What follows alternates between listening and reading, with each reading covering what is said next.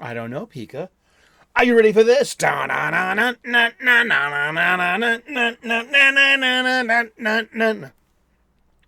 Woo! Woo! Okay, I did the cold open just the way you wrote it. This is my executive producer. Yeah, I'm just the talent. This is, I read everything he writes down. He's very, very good at his job. Thank you so very much. It's Sunday, and that means it's time to talk about the new releases that I actually read this week. And I read a bunch of new comic books. I really have. There's a couple I couldn't kind of get through. I still have to finish Harley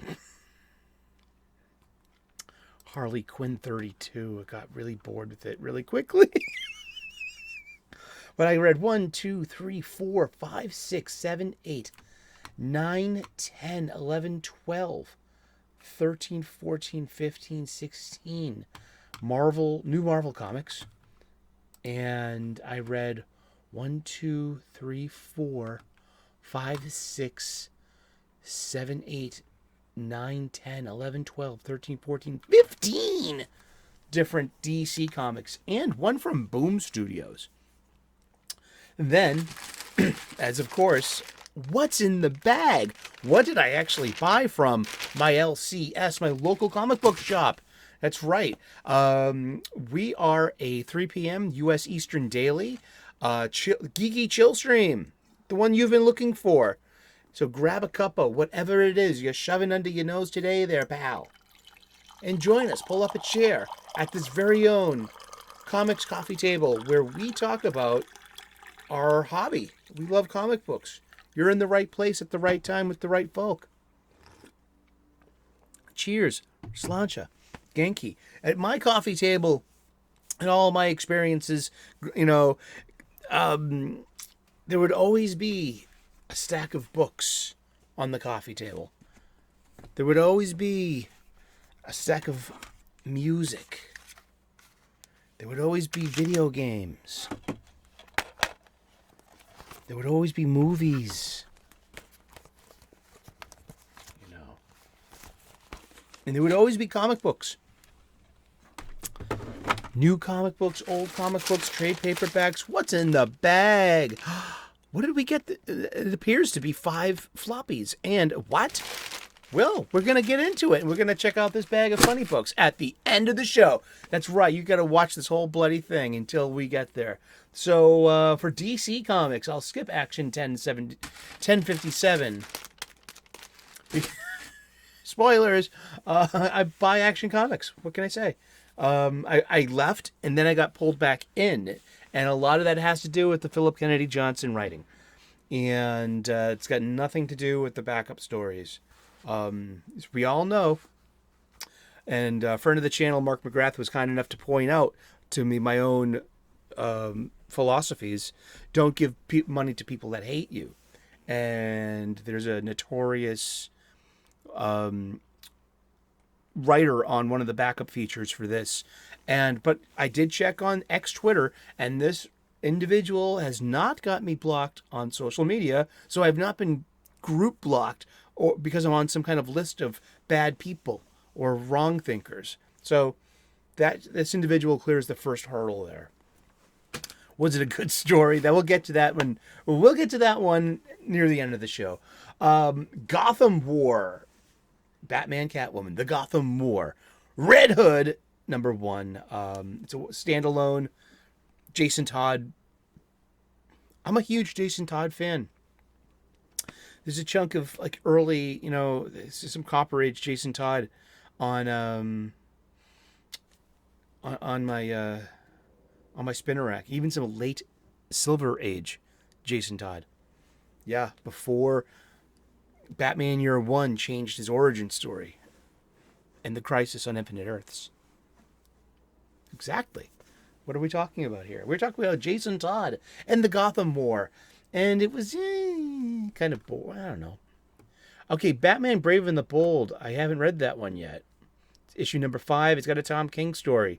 It's the anthology. It's extra thick. Detective Comics 1074 by by Ram the Fifth. Ram V. Art by, is it Dustin Nguyen? And really interesting art. But the color purple is everywhere in DC. It's like the full court press on purple. Like, I'm a big Prince fan, so I don't mind the color purple too much. But in this context of, wow, there's Green Arrow, number 4. And it's the return of Parallax. People really like this. And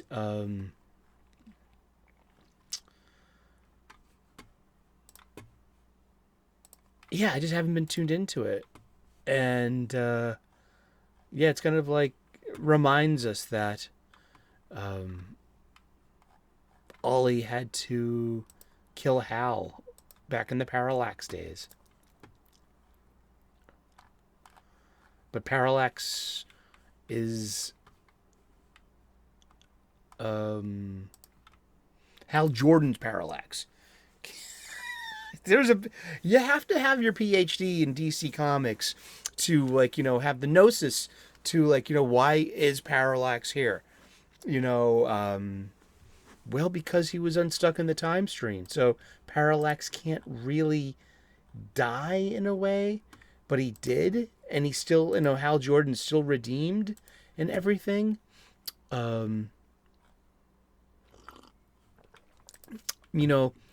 If he may be a time variant, like have you ever seen The Flash on the CW? If you remember Savitar, that was a time remnant of Barry. That was, from an alternate future where everything went sideways for him. Yeah, and it's just, Green Arrow number 4, very just competent, decent. Yeah, there's Harley Quinn number 32. I opened it. I got socked in the face with the color purple. It happens when you open up these DC comic books. There's Joker, One Operation Joker, which is a Joker manga. So I'm like, I'm not, yeah, it's not for me. There was Power Girl number 1. And it is, it's not that good, but the art is pretty good. That's the whole point. I'm glad I have something positive to say about this book that I could care less for. Seriously, yeah. Written by Leah Williams. It redefines my old friend Karen Starr from Earth 2 as someone who's always been Dr. Paige Stedett. They've completely, and again, you get hit in the face with the color purple. And so now she's Dr. And now she has the name Paige. Like, this is just confusing. It's like, just like, here's a character. You can do anything you want with them. Dr. Paige Stetler. That Kryptonian intellect of hers, it's, being very smart is like part of the package about being Kryptonian. There is Spirit World number 5, written by, fuck you, Alyssa Wong. Oh, did I not do that right? Sorry. You got a creator who's got me blocked on X Twitter, on group block lists, and nothing. Or maybe, it was like, maybe it's because I'm on Thinking Critical show, and like that makes me adjacent to, like, they're not so fans. As comic books go, it didn't suck. At least John Constantine is smoking cigarettes. So that's like, even Wolverine doesn't smoke cigars anymore. And I don't think Ben Grimm does either. Yet, here we got 20 silk cuts, mate. There you go. I'm a big fan of John Constantine, and but this was like all over the place. It's a mess. Just like, it's okay. It's not made for me. And I'm fine with comic books that aren't made for me. There's plenty of comic books out there that were. I also skipped on Tom King's The Penguin #2. I'll get back to that. You know what I mean? Just like, it was a huge stack of comics this week, and I'm surprised that, I did not get to fully, I didn't get the entire issue of Tech 1074, and I did not read Batman Brave and the Bold #5. I'm going to read it later. I got plenty of time to, but there are ones that just popped out at me that were just like, oh, read me first. We call that sorting your stack. You know, like, what's on the top of your stack? What's in the bottom of your stack? Is the bottom of the stack the best place to be because you're saving the best to last? How do you sort your stack? Exactly. This comic book shop style conversation. Smash that like button and turn on those notifications. Ring that bell. Subscribe if you haven't subscribed already. We're talking about comic books. We're talking about new releases this week. Doom Patrol #6. I didn't read. I think I just cracked it open. You know, I enjoyed Wildcats #11 a little bit. This is a Matthew Rosenberg comic book. It's like, I think it's only got one more issue left. It's Wildcats set in the terra firma of Prime Earth. I guess that's what we're calling, or it's still Earth 0. It's either or. I'm very close. And who cares? It's getting changed any minute now with some kind of, like, super duper verse. I made that up. Actually, Pika did. He wrote it down. I'm just the talent, and I read what he writes. But it's dovetailing the Wildcats into this newest iteration of New Earth, or Earth 0. And it's fine. Yeah, I mean, once again, lots of purple. But we get a very close to a classic edition of the Image Wildcats Covert Action Team. What's the cats in Wildcats? I should know this by heart. I mean, but I've liked Wildcats off and on for over 30 years. Sure. I mean, and as I hear, I'm not very versed on Matthew Rosenberg books. So this was a positive experience with that writer. So, and the art was the art, but I like seeing Grifter and Zealot together. That gives me joy as a comic book fan. That's a couple, you can't break up. They're stronger. Their relationship's stronger than Peter and MJ. Or Bruce and Selena. I mean, we have, or Lois and Clark, or Ollie and Dinah, or Apollo and Midnighter. There we go. Or Harley and Ivy. Hey, you know what? Superman wasn't always married to Lois. Lois didn't always know his secret ID. They got to that place a long time and over stories told, and this funny little thing we call continuity, which is the accumulation of these stories. So yeah, Harley can have her.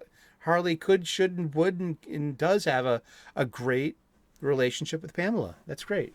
Good on them. Alrighty. Static. Shadow of Dakota. Issue 5 of 6. No, issue 6 of 7, I believe. And I ended up enjoying this. I haven't read, and it's one of my first conscious readings of one of these notorious, notorious hires of questionable quality. I don't know how much of this they wrote, and I do mean they because that's how they identify. And it's Vita Ayala. I've never consciously read any of her stuff. I don't think I have. So I've never reviewed any of her stuff. And this, once again, hits you with the color purple as soon as you open it. Even purple is now being used as a lettering color. Ay, ay, ay. Well, it's in medias res. I'm walking into this cold. I haven't read issues 1 through 4 of Static. I know Virgil. I love Static. What a great character. We don't need to be race swapping characters when we already have a dynamic, such a deep bench of characters that we need to just use put at the front of the line, or just give great stories. So I don't mind the color purple that much in this, as we have, African American people, teens of color, at this. Okay, I'm a big fan of Prince, the musician formerly known as Prince Rogers Nelson of Minnesota, the guitarist, the songwriter, Prince. Prince. And his movie Purple Rain that came out when I was a kid. I'm a big fan of the color purple, and I'm a big fan of Purple Rain. So this for me kind of reminds me, maybe it's because, maybe it's because of the person of color, the African American experience in cinema and in storytelling. But I'm getting Purple Rain vibes from this. And it's the kid, Prince's character, versus Morris Day.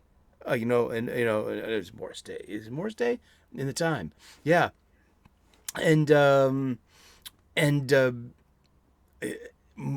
So we have this, in this book, so you have Static versus Ebon. And, the coloring's interesting. The use of purple permeates this story. It really does. And I don't, it is what it is. It's part of the, but then it does have a limited color palette. I will say that much. And its art style, it's digital. You know how I feel about digital, but the dialogue is pretty good. The dialogue, because the story is co-written by its artist, Nicholas Draper Ivey. And it's written by Nicholas Draper Ivey and Vita Ayala, art by Nicholas Draper Ivey, and letters by And World Design. And, Static was created by Dwayne McDuffie, Derek T. Dingle, Dennis Cowens, and Michael Davis for the Milestone imprint from 30 years ago. And yeah, you might know him from his CW show, the cartoon Static Shock, that ran, and it's in continuity with Batman the Animated Series, because there are crossover episodes of where BTAS, Batman and Robin, show up in Static and then cross over with Batman Beyond. Yeah. It was good stuff. Those were pretty good episodes. Makes me remember, I should pick up next time I can, I'm going to pick up Static Shock on Blu-ray to go with my Batman the Animated Series, with my Superman the Animated Series, and with, ultimately, I do have to, and my Batman Beyond Animated Series collection, I will have to invest in Justice League Unlimited. Tales of the Titans #3, the spotlight on Donna Troy. Now, this wasn't all that bad as a story. Again, this is by Steve Orlando, and I am only so familiar with Mr. Orlando's work, usually through Marvel Comics, most notably The Astonishing Iceman, which is not made for me. I'm fine with that. But, once again, you get assaulted by the color purple as soon as you open up this comic book. Purple. Boom. It's all over the cover, too. Pink, purple. Very Perry, 2022, Pantone. Color of the year. I didn't make this up. It's a decent story. It moves pretty fair. The art, it's just that digital thing. And it was okay. I'm a huge Donna Troy fan. I really am. I'm a huge Teen Titans fan. And so this is the handling of modern Donna Troy, who's had this really interesting, convoluted history. From Wonder Baby to Wonder Girl to Marv Wolfman and George Perez's Wonder Girl to, to Troya, to Dark Stars, and back again as Troy. As Donna Troy. She's had this really interesting hero cycle, and it asks a 40-year-old question once again, unanswered, through iteration and crisis. Who is Donna Troy? This tries to answer that for this new Earth, or this Earth Prime, or Prime Earth, or this Earth Zero. I'm just, I know it's Prime Earth or Earth Zero at this point. And the comic book shop style conversation of trying to have fun with this. Like I said, I passed on Tom King's The Penguin #2. I'll take it later. Sure. Yeah, it's on the list. It's not on the it's there's like maybe I make two stacks. One of comics to read and one I'll get to. I'll get to you. Yeah, sooner or later. And they're all Batman titles too, huh? Harley Quinn, which has the Batman logo on it, making it Bat Family. Penguin, that has the oval logo on it, making it Bat Family. We have Batman the Brave and the Bold, and Detective Comics. Wow. I smashed out the Superman stuff, which is fun. I mean, I like Superman more than Batman growing up. And okay, I'm coming to it. Flash issue number 1 by Cy Spurrier with art by Mike Deodato.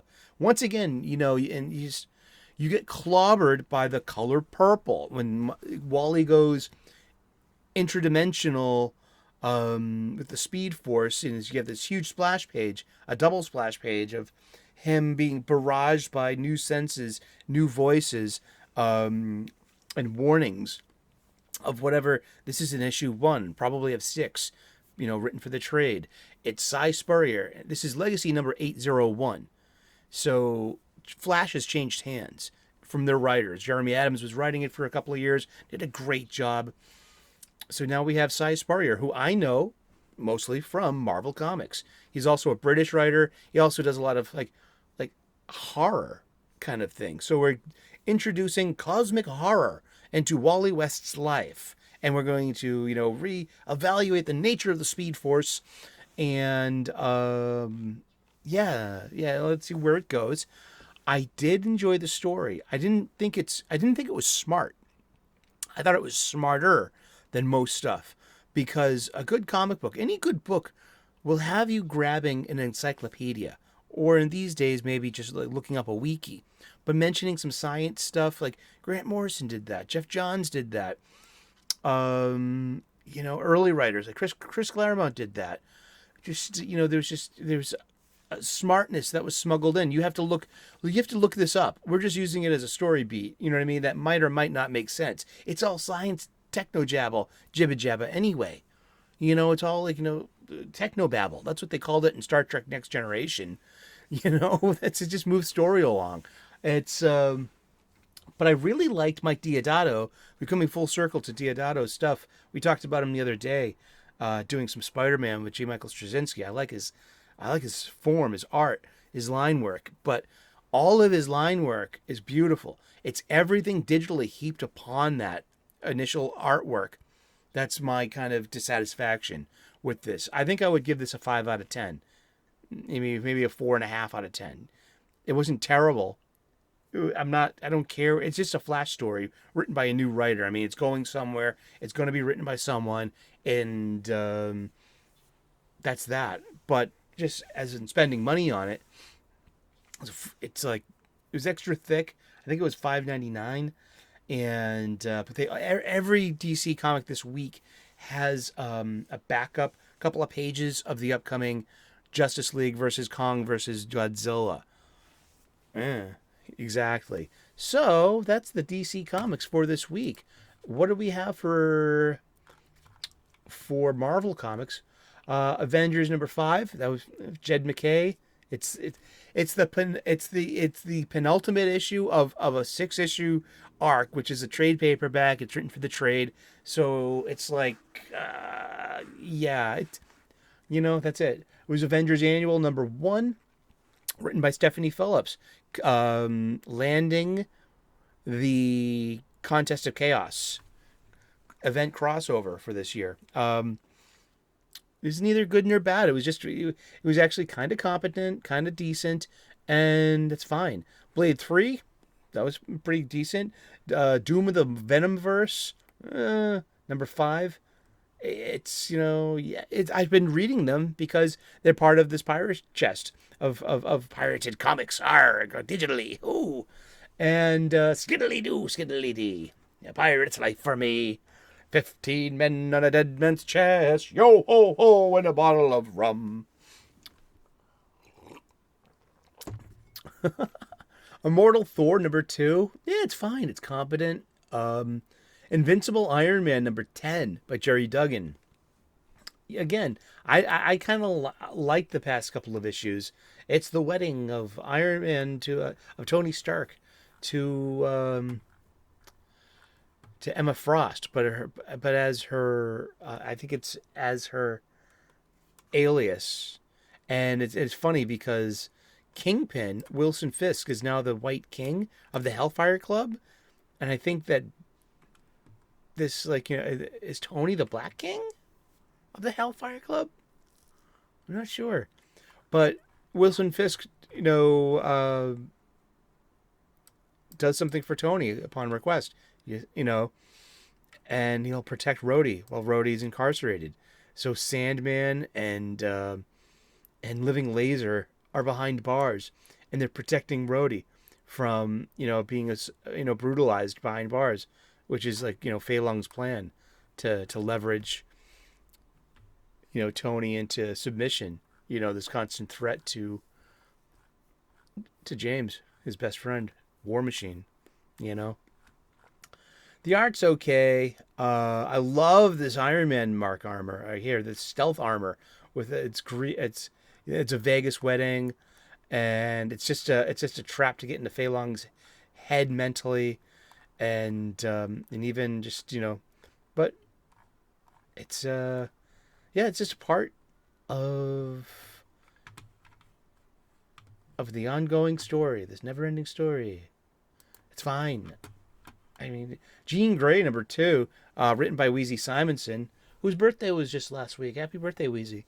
So someone that has an extremely keen handle on the character from being, the X-Men group editor for the first half of the 80s, and then becoming the writer of X Factor and the inventor, dare I say, inventress of Apocalypse. This is okay. I think I'm confused by this, but this is written for the trade. I'm pretty sure if I get to the end, it'll all make sense in the end. I'm a little confused. I don't know. It's just pretty pictures. It's Jean Grey being Jean Grey. It's fine. Marvel Unleashed #2. This was fun. This was a lot of fun. It's $4.99. But it's for 23 pages, 22 pages because we have one title page, and just it's uninteresting. It's kind of like the arts, it is what it is. It's just more of that digital stuff. But we have Frog Thor, and it's just so good. This is fun. It's just the super familiars, the animal sidekicks of the MCU characters in their own comic book. I'm here for this. I like fun in my funny books, and this just, it scratches that itch, and it's Frog Thor. This makes, I was like, yes, literally aloud when I saw that. Miracle Man. Oh wow, this was interesting. It is issue #6. It's called Miracle Man: The Silver Age by Neil Gaiman and art by Mark Buckingham, who's also a co-writer. And it's really interesting. It's about young Miracle Man. And I need to get into Miracle Man. I mean, it has his, this is it's giving him Dickie Dauntless, the kid who grows up to be a young Miracle Man, and who's also the one that Alan Moore corrupts in his 1981 when he was given Marvel Man, Miracle Man, to write. And this was pretty much the first darkness of taking these formerly gleaming archetype characters and then darkening them and torturing them for the sake of the modern audience. Something he would go on to do most notably in Watchmen. So this kind of takes with that notion and gives Dickie the choice of listen, that doesn't necessarily have to be your origin story. You can let go of this pain and this trauma. You're a more complete person if you realize you had a Silver Age history, and you can embrace that, and you don't have to be a victim. You don't have to be a broken boy. You can be a bit more, you can be better, so and it's got really good art. Yeah, but if Miracle Man is Marvel Man from Britain, they would be reprints of Captain Marvel comic books, and then it stops, I think, at issue 25, and then the producers had to come up with something to print, so it became Marvel Man, and this new character that had nothing to do with Fawcett Comics, Captain Marvel or Billy Batson. It now has to do with someone else. Oh, what's Marvel Man's real name? I'll come back to me like at 5 a.m. But he says the word, instead of saying Shazam, he says Kimota, which is backwards for atomic. And he transforms into Marvel Man, or to avoid copyright stuff, Miracle Man, and the American reprints and later on. And how it is. And Marvel Comics bought the property years ago, so they are now telling them the Miracle Man stories, and that's how they advertise it. Not as Marvel Man, but as Miracle Man. It was interesting. I enjoyed it. And walking into this kind of cold, I've got the issue 0 of Miracle Man. I got, I think I might have got Miracle Man the Silver Age issue 1. May or may not have. I have to look in the new. I have a 2023 box we'll be reviewing later on at the end of the year. We'll do the best and the worst of the things that we've bought. Really, Miss Marvel #2. Oh yeah, Moon Knight, City of the Dead #3. Real pencils, real inks, over the top, hyper violent, and it's okay. I've never been a Moon Knight fan. I did buy him a couple of times, specifically in the summer of '81 as an 8-year-older with my pocket change on the spinner rack before summer camp. I remember this stuff. I actually I bought a new copy of that Moon Knight for my spinner rack. It has the Columbia bike contest banner ad. Yeah. And then a team up with Daredevil. But yeah. So yeah, I read it. It's fine. It's a superhero book. Yeah, sure. Miss Marvel #2, written by, we have more, at least we have a 1-page dream sequence. The first issue had literally, I think, a 15-page dream sequence out of a 37-page extra thick issue 1. And it's Kamala Khan at, her freshman year in college. But it plays kind of well with all the other X-Men titles story-wise, because we got Orcus, we've got Omega Sentinel. I like of a character who I'm fascinated with. You've got Emma Frost. You've got Iron Man, Tony Stark. Because this is all happening in New York City.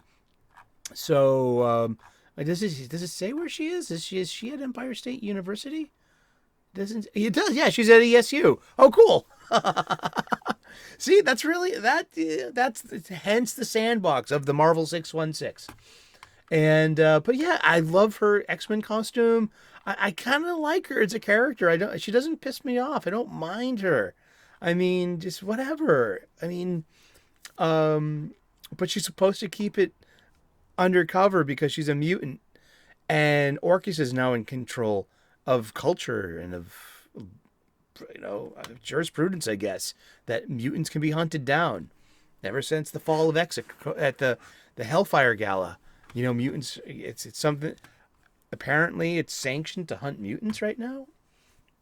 I guess, but also we have this killer Iron Man armor, the stealth armor. It's gray, it's black, and it's got green accents, especially on the power sources, the eyes, the repulsor, what we know now as the arc reactor on the chest. Is repulsor, hand and feet repulsors, and it's not bad. It's really not that bad. it plays very well with the X-Men overstory, and I appreciate that. Like along with Alpha Flight and this week's Invincible Iron Man by Jerry Duggan, Jerry Duggan's X-Men. There's not many X-Men titles I just really, but they're not made for me. Such as the next one, Realm of X #2, written by girls, for girls, with girls in mind, an all-girl team of X-Men. Fine. It's not made for me. I'm okay with that. I don't have to like it or dislike it. I like Typhoid Mary as a character, and I think she's used okay here. It's fantasy meets, this and that, and just, yeah, I mean, I don't have to like it. It doesn't matter if I like it or not. It wasn't made for me. I can be okay with that. Why not?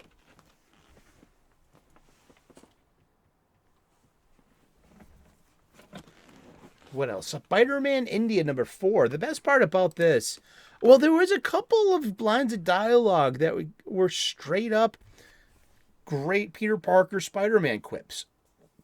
And this is Peter Parker's alternate from a multiverse. And in this world, he didn't grow up in Queens. He grew up a Hindu boy in India. And he's gone. I think he's gone to Mumbai for to make his fortune. I think.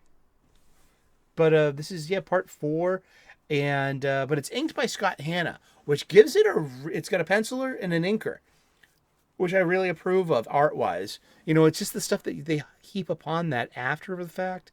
But I think Scott Hanna's inking saves this comic from obscurity, and it's nothing to do with the obvious the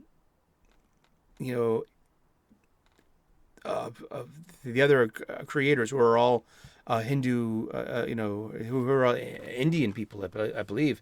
If I'm to presume just by reading the credits, Nikesh Shukla, Tadam Gyadu, and Niraj Menon are the writer, the penciler, and the colorist, respectively. Yet in there we got Scott Hanna, who is like this 40-year Marvel veteran of inker. Yes. And I think it really gives it a classic Spider-Man kind of look. Hanna's been doing Spider-Man, especially with Romita, for like what? Over 3 decades, maybe 4. Yeah, I mean, inkers rule. We love comic books here. We know that. Inkers rule. There was Storm issue #5. By Annie Nocenti, who was now we have like 3. This is like an overburden of specific titles for a week. I think why not break this up over the month better? You would have had Jean Grey, this niche nostalgic book written by a former X-Men editor and creator of the 80s, Louise Simonson, formerly Louise Jones. Look in your old X-Men books. And then we have Annie Nocenti, who took over the job as group editor from Louise Jones and was the editor of Uncanny X-Men and New Mutants. And then, so she's writing this tale here, Storm, which it bravely says here, these are set. I love it on the info dump page. Editor's note, this story takes place around the time frame of Uncanny X-Men issue number 176. I like that. And I like that era of X-Men too. That's when I was tuned in and buying monthly as a kid. 1981. No, 1983 that was. So I was 11. I was 10 going on 11. Mostly 10 that year. And buying Uncanny X-Men every month after 170. Yeah. Is it good? It's not. I don't know. I'm glad I gave it a chance and I put it down. But I've been reading it as part of my pirate chest, and it's just a stories for story's sake. There is some really good Storm dialogue here. Again, we have writers really who understand the character voices. I'm really happy with that. And then we're going to talk about the last one, too. We'll talk about it at the end of the show because it's in the bag. No spoilers. It's X-Men Days of Future Past Doomsday issue number 3. So we'll talk about that when we get to it.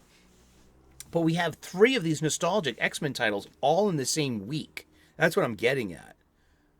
You know, why not parse that out over the month a bit more evenly distributed to get you going every week? You know? Exactly, huh? I don't know. Inside the mind of a publisher. What drives their motivations besides allegedly profit, which we all question at this point. 3 more. We got Star Wars. Dr. Aphra, written by Alyssa Wong. 2 of her crappy comics this week. It's purple. Again, it's $4.99 for 22 pages of story and art. But it's in part of the Dark Droids tie-in. And so, you know, it's just Dr. Aphra. It's not made for me, but it is made for someone I know and I like and I respect. The girl from my local comic book shop. She's a Dr. Aphra cosplayer. This is quite literally made for her. Comics by girls, for girls, with girls in mind. It's not made for me. I'm okay with that. I read it because it's part of my digital pirate chest. Arrgh! Arrgh, me matey. Here on the 7 seas. But I would never have opened this if it wasn't for, like, you know, just being part of this. You know, and lots of purple, of course. And but it gets to show Dr. Aphra's kind of like heartless side, that she's an anti-hero. She's not a good guy. I think she's Darth Vader's she's Darth Vader's physician, right? So yeah, but there's so much purple in this. Oh boy, but it's not made for me. I'm fine with that.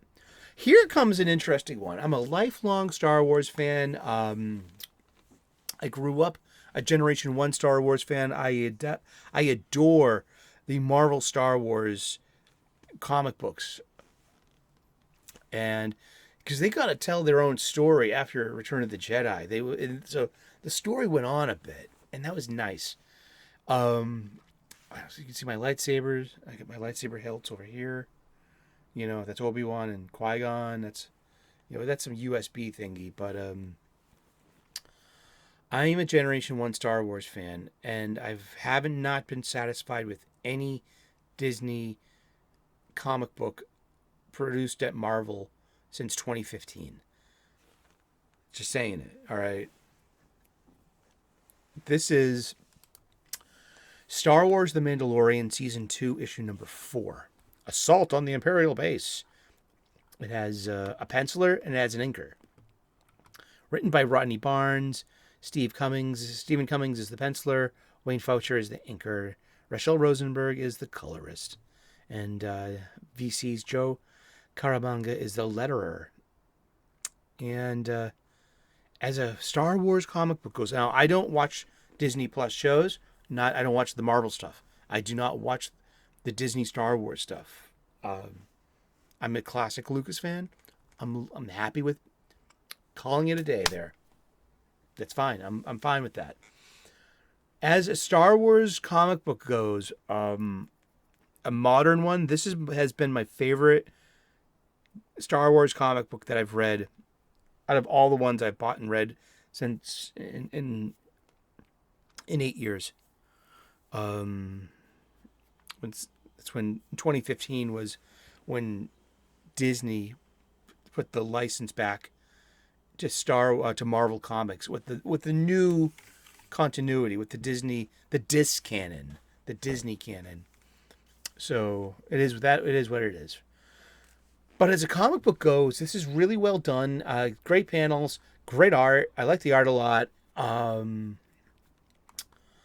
It's well paced. It's got one with Cara Dune in it, so I got this Gina Carano thing going on here, and it's got Carl Weathers' character, and I can hear their voices, and it's pretty fun. This is a fun issue, and I've seen all the memes too. This is the one where he steals the blue cookies, and he pukes at the end. Who could not have seen those memes? But as a Star Wars comic book goes, this is great. It's kind of like one and done. I enjoyed the heck out of this. It's got good pacing. It was really well drawn action scenes. I can see the nostalgia in the troop carrier. I had that toy as a kid. You don't really see that anywhere else in Star Wars. And then we have the X-wing pilot. But yeah, and then the end we have the return of Moff Gideon, and you can see the Dark Troopers behind him. So I don't watch this. Yeah, but I enjoyed the heck out of this one. Yeah, I don't watch the show, but as Star Wars comic books go, all right, that one gets my so it gets a thumbs up from me. I liked it a lot. Hey, give respect where respect is due. That's what I say. You can tell Alyssa Wong that I liked Alligator Loki #1. I won't spend money on it, but respect where respect is due. We need more coffee. And I'm going to finish it off this week. And I'm so... I haven't heard anyone talk about this yet. I think it landed with a thud and not a thump. Ultimate Invasion 4 of 4 by Jonathan Hickman and Brian Hitch. And pencils by Brian Hitch. Inks by Andrew Curry. Colors by Alex Sinclair. This wraps up the new Ultimate Universe. This will restarts it. Here's your new status quo. Great art. I mean, this is great art, but I don't care. I'm sorry. Yeah, I don't really care. Yeah, it's okay, but we restart this new universe. We have the discovering of Captain America frozen in ice here on the brand new 6160, and it says the beginning, and that's that. I mean, that's your spoiler, right? And we're going to get a new Ultimate Spider-Man. We're going to get this is Tony Stark as Iron Man, and he's very young. And that's that. I'm glad I didn't I didn't waste time on this, really. I only read a few issues. It was kind of, we know I'm a huge Ultimate fan. I love Ultimates. And I love Ultimate Spider-Man.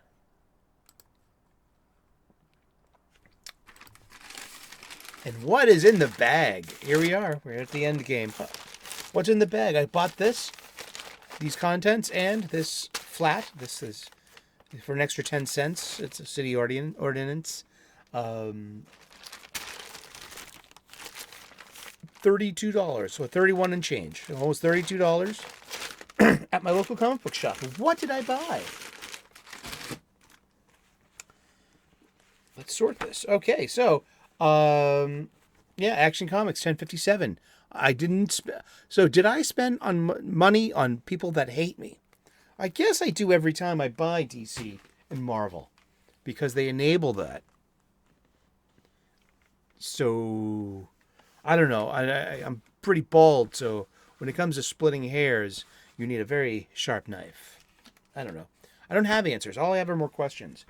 Well, let's get to it. It's a Mags Visaggio written tale. It's about Superboy, Con L, and Megan Mars.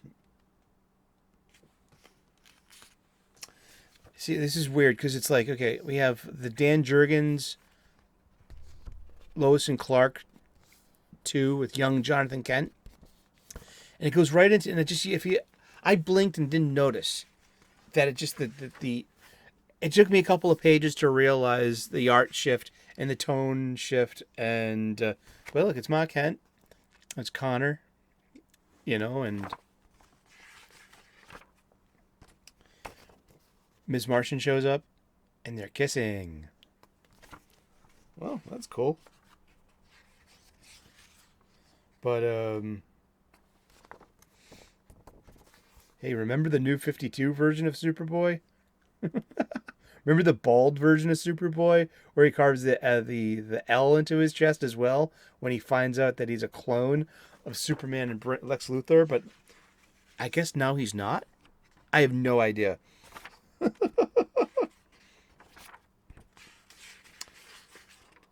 But it's called Super Is As Super Does. Superboy's adventures continue in the pages of Superman and in the new Speed Force #1. So this is probably just a one and done? Who knows?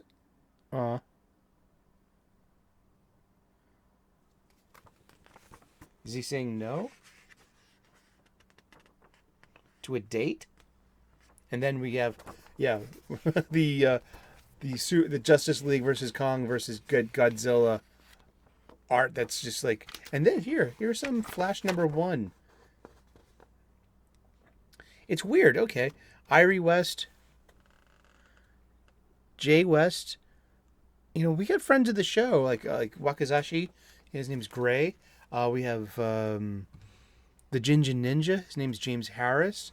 They both live in Japan, and they both have Japanese wives and Japanese kids. Also, like, you know, I just see like Shane Davis, the wonderful artist out there. He's married to Yanzi, and they have their baby pterodactyl. And these kids, they all look a lot more like their mothers and their fathers, although they resemble their dads. So I'm kind of like wondering, like, I think that Irie and Jay should honestly look a lot more Korean, like Linda, than they do, well, you know, Wally.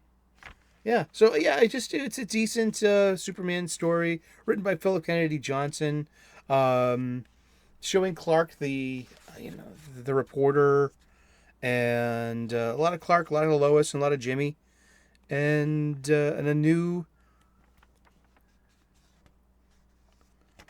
menace appears himself, something like that. But it's fine. I mean, this Dan Jurgens story was okay. I mean, this has been ongoing. This is part 7. This has been going on for 7 issues as a backup story. That's cool. You know, fulfilling the promise of Action Comics, being a little extra thick. $4.99, but hey, well, when this goes up, when everything goes up to $4.99, I wonder if Action will have the balls to go up to $5.99, pretending to because it's extra thick. This is $4.99, and this is more of a normal size comic. This was okay. This really was okay. This was given to me as a suggestion by a friend of the show, Yule Carter from Fantastic Comics. I told him I got Superman #6 last week. It's strictly for the Gleb Mellenkopf art. And he was like, oh, you should check out #5 as well. I'm like, you know what? Yule gives me good suggestions and recommendations. I will pick something up on his rec.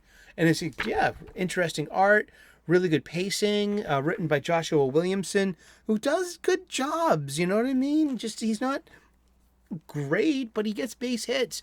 He gets RBI, you know what I mean? He plays his corner of the field. He's okay, you know? Geez, he's probably batting what? 220, 235, you know? What's the Mendoza line? Do you know what the Mendoza line is? Do you know what that even means? But yeah, I mean, Blue Beetle ad.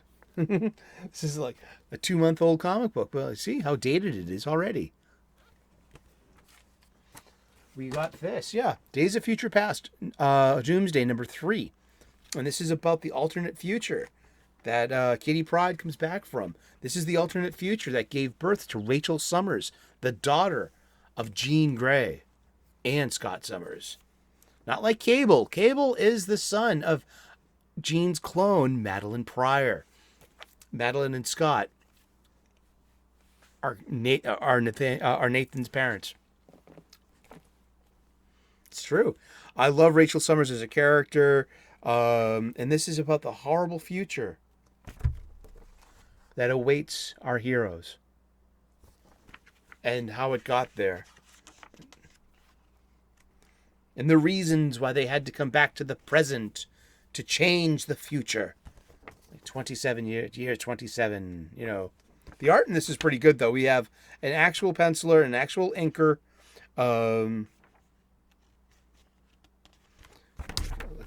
I know they're purple, or, you know, Nimrod's always been purple. Come on. Nimrod's always have been that pink purple color. Sentinels have always kind of been purple, too. And then coming soon, too, Ultimate Universe. Yeah. It's coming soon, November 23rd. And then comes a new Ultimate Spider-Man and new Ultimates as well. Maybe just the Ultimates, because New Ultimates was a completely different team. But this was good. It's written for the trade. It's nostalgic, but it's got my money. And it's got my attention. And I'm buying it. I'm very satisfied with this funny book. Speaking of just spending your money on attention, on your nostalgia, this was new this week. And I got something that was a couple of months old as well. But for $4.99 each, facsimile editions of Rom the Space Knight issue 1 and Micronauts issue 1. And these are kind of from the same era. About 1979, 1980. Let's look at this interesting indicia of the facsimile edition. This came out in November 2023. Does it have the original date on here? Do you see it or I don't? Yeah, it's 1979. Issue number 1. They got almost the same kind of ads on the back. It's exact reprints of everything, down to the ads and the letters page as well. When did this come out? And the Hasbro logo. Yeah, issue number is 1979, issue number 1. They both have the Hasbro mark, and that's a big thing. They had to get permission from Hasbro because these rights aren't Marvel's anymore, really. It's convoluted and intellectual properties and who owns what and when and how.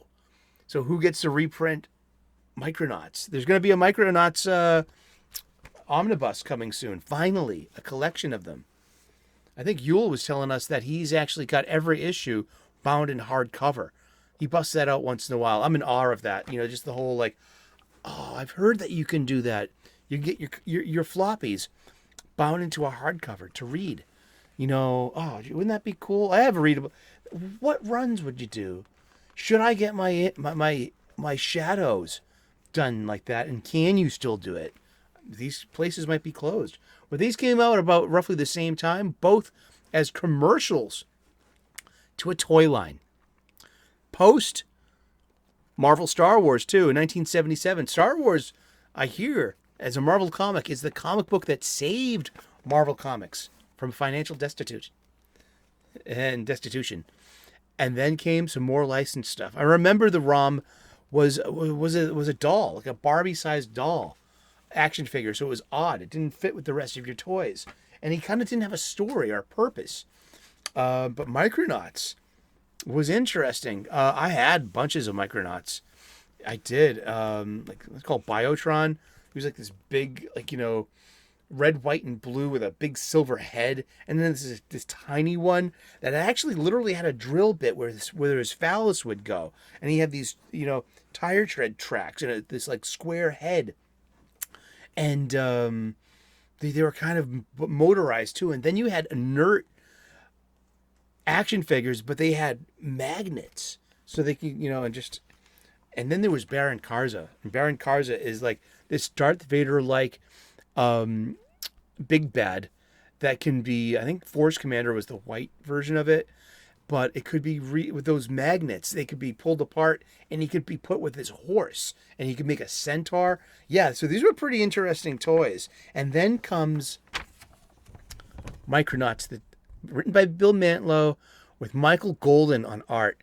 And look at those. That's real Zeppetone used for its intended purpose. It's not necessarily a digital filter.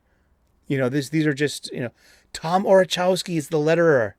Glynis Wine, the widow of Len Wine, is the colorist. This to me is just, I love these old kind of comic books. And I had the Spider-Man, this mechanized Spider-Man. This was really cool. He had a chopper. There was a Green Goblin, yeah, and he had a pull cord from his wrist where he could climb walls like a spider can. But they had just had to make stories about this team that's on the outs in the microverse. 1979, a great year of Marvel greatness. Heralds a new year of Marvel greatness. There was also at the time there was the Hulk TV show that was on. There was an Amazing Spider-Man movie, and also a Captain America movie right around this time as well. Snack foods. See, these are old ads, and these are just reprints. I love that. I remember these ads for Star Wars stuff. Action figures, play sets, and we have gum. Snack foods. This has a reprint of the actual of a Hostess ad. Dude, the legendary Hostess ad with the real Captain Marvel, not Annette Bening.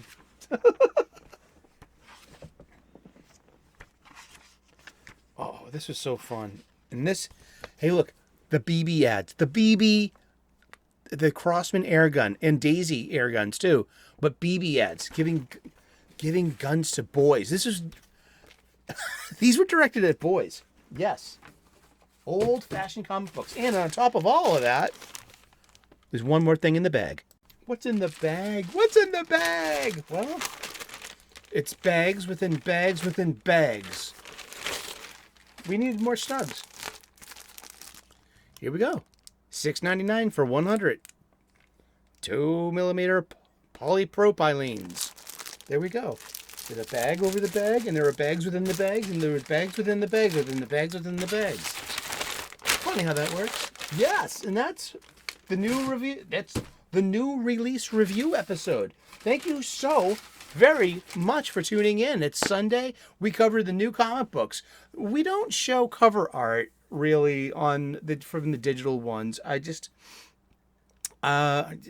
Copyrights are a very touchy thing, and they evolve over time. Where you could probably get I don't want to be showing pages of art that I didn't pay for. I can literally say, hey, look, I bought these. I got a receipt and everything too. Look, these are my physical copies. I'm just showing them off. But I don't know. I just, this show is better in a podcast format, I believe. Lo-fi, unfiltered, unedited, unscripted, slightly scripted. I do read everything that Pikachu writes down. He is the executive producer. I am just the talent. And thank you so very much for spending your break with us. It's been our Sunday new release review wrap-up. Like and subscribe, and turn on those notifications. Ring that bell. We will see, and God bless, namaste, good luck. And we will see you later in those funny pages. Bye-bye.